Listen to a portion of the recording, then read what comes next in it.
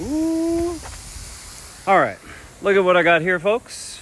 It's AJ with Hippie Fertilizing, your local lawn care daddy. And so I was out here 7 days ago, put a little fertilizer down. We have some rehab we're trying to do from chinch bug damage. Here's what we come to find. If you see behind me, this here is a rotary zone. Okay, it shoots out, stream, wherever it's going. You see the other one behind me? That's a rotary head. They typically need to run minimum of 20 to 25 minutes. Now here's the bigger problem. The way these are set, there is a ton of runoff. Now this has only been going for less than a minute, and we did have it running earlier to try and see what was going on here.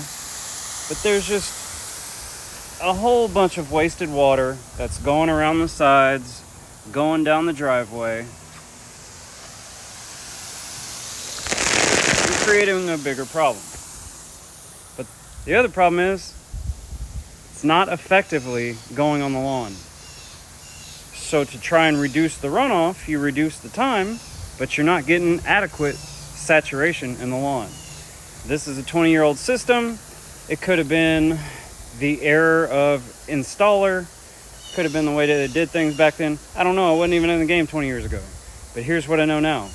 If you want your lawn looking better, a huge part of the success is irrigation management. So if you can, get these heads changed.